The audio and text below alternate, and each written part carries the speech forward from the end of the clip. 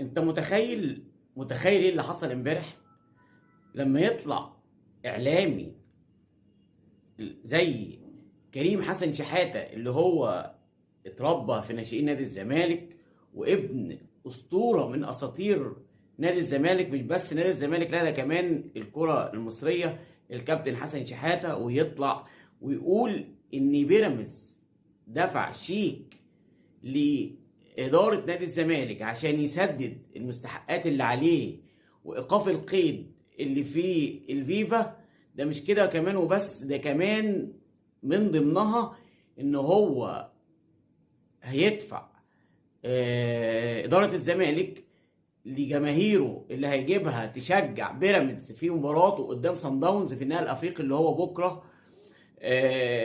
دي بحد ذاتها مش هقدر اقول عليها مليون علامة استفهام، ده عليها علامات مليار علامة استفهام.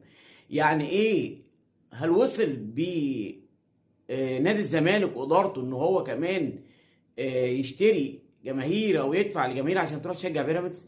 هل وصل الامر بنادي الزمالك وجماهيره العظيمه اللي احنا بنكن ليها كل تقدير واحترام ان هو يجيب جماهيره وتشجع نادي بيراميدز في النهائي الافريقي بفلوس ووجبه وكمان تيشيرت؟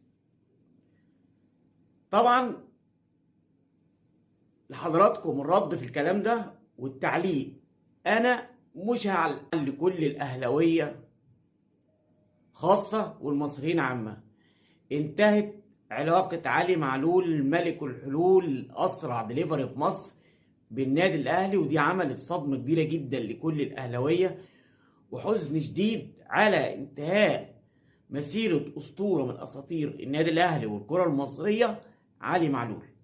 علي معلول مش مجرد لاعب في النادي الأهلي، لا ده لاعب قدر إن هو يحفر اسمه بحروف من ذهب جوه قلوب كل أهلاوي عاشق للكيان.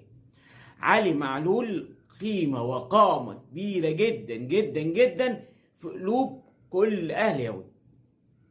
ده مش كده كمان وبس، ده كمان معاه عمرو السولية ابو ليلى. عمرو السولية من افضل لعيبه احترام وخلق وادب والتزام في الكوره وفي الملعب وبره الملعب، عشان كده اثروا قلوب كل الاهلاويه خاصه والمصريين عامه. نتمنى لهم التوفيق في حياتهم اللي جايه، نتمنى لهم دايما ان شاء الله نشوفهم في